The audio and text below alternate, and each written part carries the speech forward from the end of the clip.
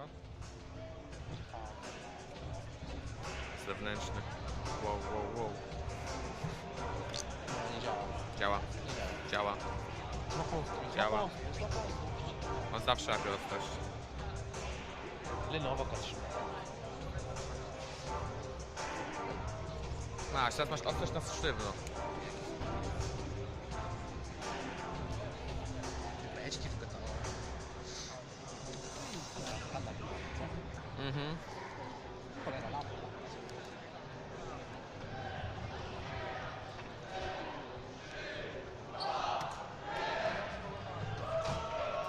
Zjebali.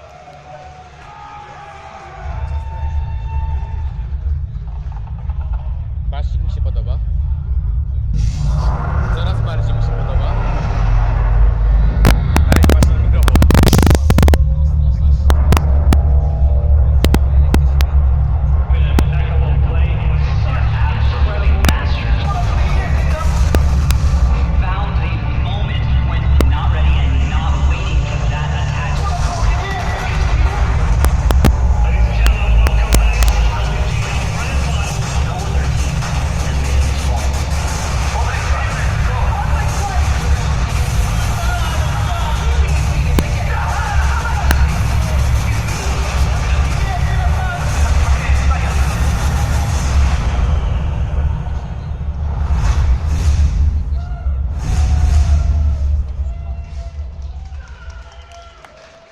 Welcome, ladies and gentlemen, to the Grand Finals. Over the next 2 days, 12 teams from around the world will compete for a $300,000 prize pool and the coveted title of World of Tanks Champion. We're coming to you live from beautiful Warsaw, Poland. I'm Joshua Green. Joining me on the analyst desk, I have Mojo, Dead Zone, and Raven. Gentlemen, we are prepared for some World of Tanks non-stop action. Welcome to Warsaw. I'm totally excited to be here. It's my third year now. Oli and Rich are already calling me part of furniture, and I'm just witnessing this becoming like bigger.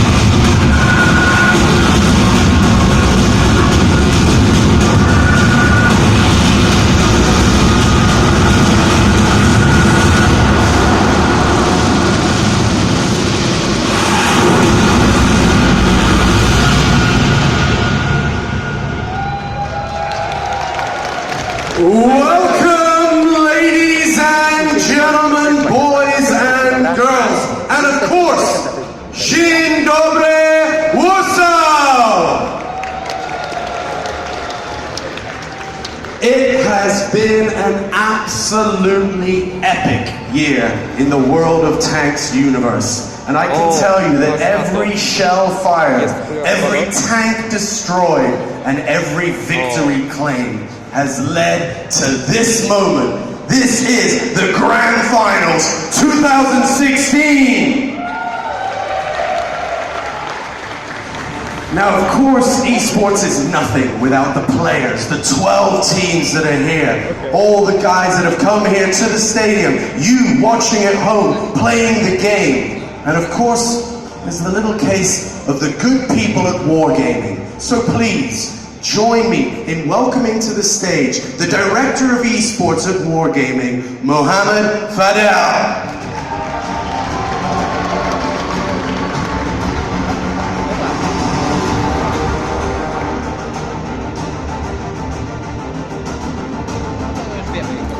Thank you, Sean. Thank you. Welcome everyone to the Grand Finals 2015. 16. It's a season of 15. Guys, we come here together now after a crazy year. Teams were fighting, millions of players playing in World of Tanks, competing to this very moment. The goal was to come here. Now we have the 12 best teams of the world coming to Warsaw to show who is a true champion. For this, I would like to use the opportunity on behalf of Wargaming and our partners Intel, PayPal, SanDisk and Razer to thank, first of all, the city of Warsaw to host us once again, and you, the fans, who made this possible. Thanks to you guys, first of all.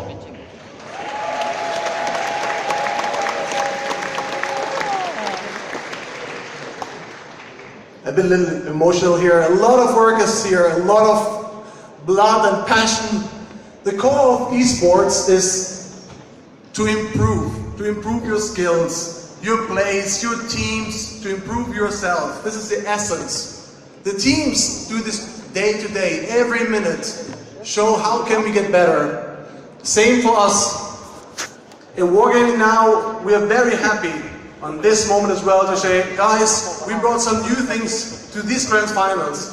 One of the very cool things, we have the VR experience that people can hear in Warsaw, in the Torwall Hall, experience these matches with a VR, a real cool experience. Another thing we're very, very proud of is we have the first Grand Final with Tier 10 tanks, meaning our superstars get out the big guns. But now, I'm very happy that I can announce it. We will have, for the very, very first time, World of Warships as a high-level esports competition, a match between the best two teams in Europe, here on stage tomorrow for the very first time.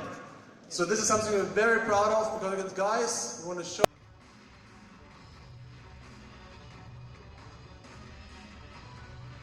Representing China, it is Yato Gaming.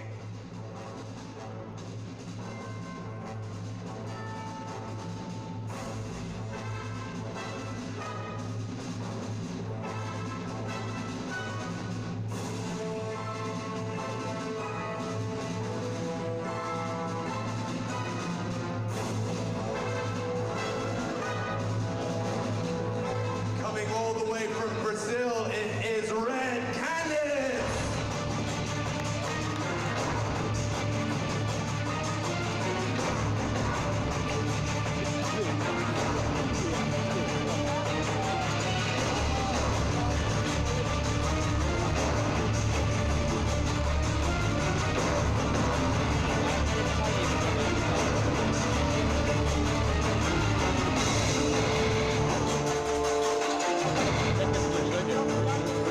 The first of the North American hopefuls, it's Sim!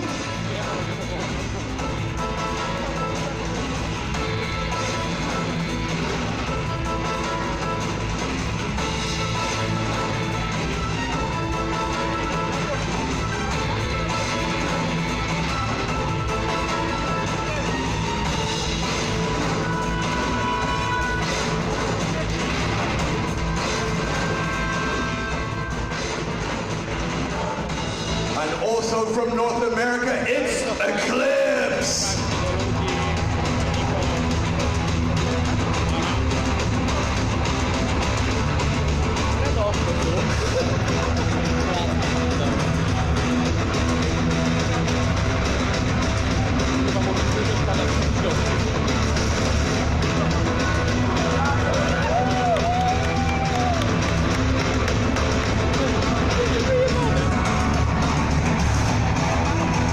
The first of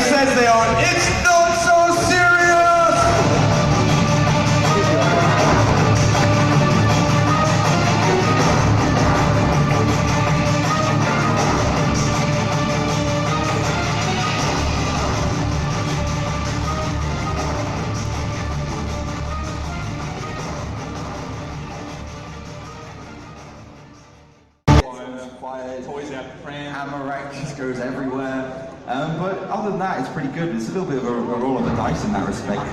Left sharp with the MX-30, just pushing straight across in that tier 9, trying to get some early spots, and yeah, it's a bit of a more of a passive start. Nesquik does receive a lot though. Yeah, and look, Monty's going to be harassing from that corner as well for the whole game. Nesquik probably didn't have to take so much damage there as well as a defending back chat, but yet he seems to have exposed himself to some shots coming in.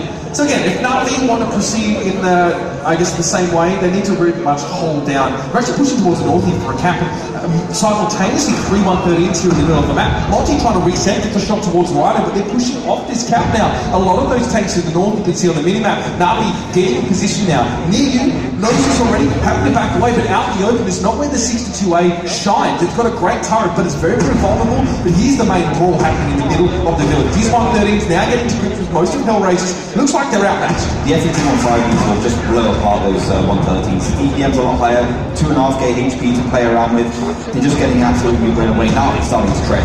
Yeah, now they have normal control, but they lose the bulk of their force here in the middle of the map. There's just power slide left there in that 113, and there's no damage really forthcoming from the rest of Na'Vi set up in the north. It's not as if they set up some sort of crossfire situation. They've sort of thrown one amount of tanks into the frying pan, the rest of the north into the fire. They're going to now back away. You can see Inspire, Strake, Kirilloi heading for the hills here as they've lost the bulk of their force. Now, that was supposed to be a flanking force, a secondary force, at least to establish a strong position in the middle of the map.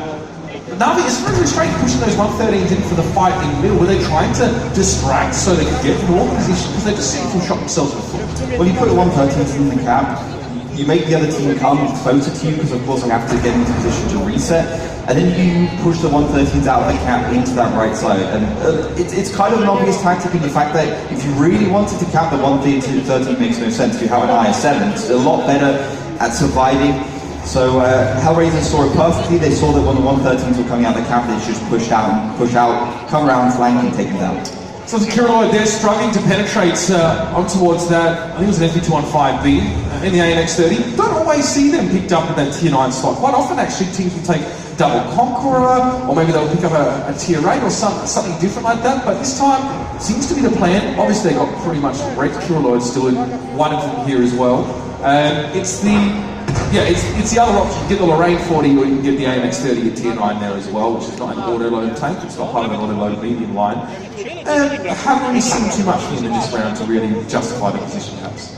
No, and this is the interesting thing about Na'Vi. They don't ever give up. Most teams would have, okay, they might have retracted back, but they would have already gone for another push somewhere else because they know the game is pretty much over. Na'Vi doesn't do that, because they know, okay, we probably won't win this round, but at some point in this tournament, we're going to be in the same situation, and the other team's going to have that mind game. You know, like all they do, they know that Na'Vi will never give up. They know that Na'Vi will never push in stupidly. So they've got to play 100%, or maybe they think they don't have to play 100%. So there is a bit of an issue there for a lot of the teams looking at Na'Vi. And yeah, I think they're just going to end up pushing in here though from Hellraisers. Nuclear just with a good side scraping position. This is, of course, a very key position on the map. Yeah, what we're seeing at this stage really is Na'Vi, you can see how far behind in health points they are from the top of the screen. So they're about half, and you can see they've got about half the tanks. They don't have a lot to work with here. What they're hoping for at this stage is to gain some information, maybe try and break through. This is not necessarily a surrender at all by them. They're very much, you can see Kirilloi still looking for damage. I mean, the AMX-30 can definitely hit pretty hard, especially against the T-54 lightweight as well. Not exactly a durable tank at all. So Monty picking out a little bit more than he otherwise want to have. But for the most part, Na'Vi, they set up in towards the middle of the city. They want to bait engagement that they're going to win and try and find their way back out of this hole. Yeah, they are just trying to make Hellraisers make the mistake. I mean, 3,476 HP to 6,554, it's not a massive difference, and with these tier 10s you'll see this swinging of HP happening a lot more, especially with a couple of bad checks. Volatile. They'll just be able to throw you the other direction. You've got 2k potential damage from both these bad checks in one clip. And it does look like Na'Vi though, they are committed. They're going to push forward here, maybe looking for Nuclear. Again, these matchups want to isolate single targets and take them out. But Strake just wants to push past Nuclear, maybe get a bit of hull down position here. The problem is he's still vulnerable to Nuclear. Now he has to pretty much stand and face fight. Nuclear, good DPM on that 113, so good alpha, but be quite enough to deal with Strake. So I'll surely get a trade there, pick up a tank there, he's going to lose one in the process, but Strake is now a long shot. He can't leave in this position without being shot as he crosses to the middle road. So he essentially now becomes part of the landscape. He just has to sit and hold. Then we have Inspirer. Now, a Batchat, if you want to go into a fight with a Batchat, you need a lot of health, right? You need to be able to get a few shots off. You can expect the enemy to shoot you once. Now, Strake got out of there without being spotted, if I'm not mistaken. I think he snuck away, at least until the last moment. So that's good. It's a low-profile tank. Sneaky little Batchat gets away. But again, he now has to be a sniper. He can't get involved in any fights. Yeah, that was a nice little blind shot there for that one. Doesn't quite connect onto the back of Strake. And Kiriloid there with the MX-30 just trying to find a connection. And they're playing logically. I mean, that was definitely the right decision to go for that 113. Strake got a little bit lucky that he didn't actually get taken down, but it was the right idea. Now, Na'Vi pushing up towards the southern side. The Batchat has been spotted down there. The MX-30, being a pretty big tank, also got spotted. I mean, the thing is, Hellraisers do have that T-54 lightweight, which they can always just throw into the mix. Yeah, again, even if they need to sacrifice the tank to trade in. I mean, if Hellraisers trade 1-for-1 at this point, obviously numerically that's quite favourable for them here as well. Ideally, when you're this low, you want to be able to get a spot on the enemy team and just fire from a distance and not be spotted yourselves. And you know when these tanks are spotted, their names should turn yellow. That's when you know that the enemy has detected their presence. That's really important. The players, after a few seconds, will also know that they have been spotted. You can see that how that affects their positioning once the name goes yellow. We'll see maybe some behavioural changes from them now as well. But this is like a pack of Hornets led by a slightly fatter Hornet. I mean, only more healthy really. These guys can hit hard and fast, but they can't withstand fire, not even at full health. Well, I mean, Strake and Inspire have half of Batchat's health between the two of them, really. So Kiriloid is going to have to soak some up. Pretty much no arm to speak of. The French mediums are pretty much paper mache, as it were. Kiriloid's going to go for it either way. There's the Nesquik, so I'm going to lay a few shots, and you can see here, they've got a crossfire towards Kiriloid. He's pretty much just going to be chucked on down. They've seen Inspire, they know where Strake is as well, and Hellraisers look now to just close them down and finish it off. The MX-30 is obviously a big tank, so it can go hold down, but it's just got no armor on that turret, so really easy to take down pretty quickly, and it's also going to be Inspired to fall to Nesquik. That leaves just Strake there with 33 HP.